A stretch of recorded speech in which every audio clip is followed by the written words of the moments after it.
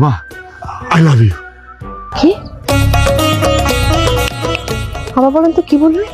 Ruma, রকির volume এই পর্যন্তই। Rocky কইছে আই লাভ ইউ, মানে রকি তোমার ভালোবাসে।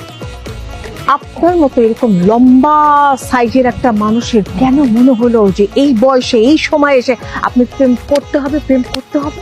আমি ক্লাস 10-এ পড়ি, এখন যদি প্রেম না করি তাহলে কখন করবো বলো? আপনাকে না কষে একটা থাপ্পড় মারতে ইচ্ছা করতেছে আমার, কিন্তু আজকে না হিলটা পরে আসি নাই, যে জন্য থাপ্পড়টা না কষা হবে না। কালকে আসবেন, কথা দিচ্ছি, একদম কষে 2 গালে মারতে পারবো।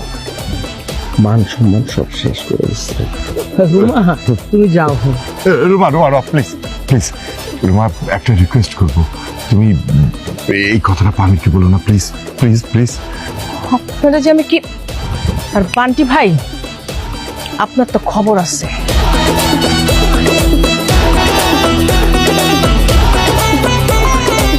আরে বেটা, তুই না গায়ে গতরে লাম বলছ, তোর মাথায় কোনো বুদ্ধি নাই, কিচ্ছু নাই।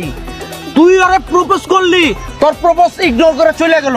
যদি আমি প্রপোজ করতাম না, নগদে রাজি হয়ে যাইতো। আর স্বপ্ন দেখতাম কবে আমার 21 বছর হবে, প্যাপু সামনে আসবো। তুই আমার মারলি কেন? তুই তো সারা টাউট বাট পার, এই জন্য রাজি হইতো। তুই লগে ছিলি বইলা রুমা রাজি হয়নি, আমার ইগনোর করছে। আমি যদি একা থাকতাম আর প্রপোজ করতাম, ইগনোর করতে পারতো না। আরে বেটা, আমি না থাকলে তুই আরে প্রপোজ করতেই পারতি না। চল।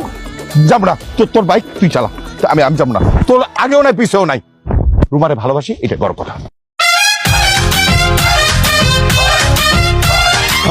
উপকারের কোনো নাম নাই, উপকার করতে গেলাম উল্টা আবল তাবল কয়ে গেল।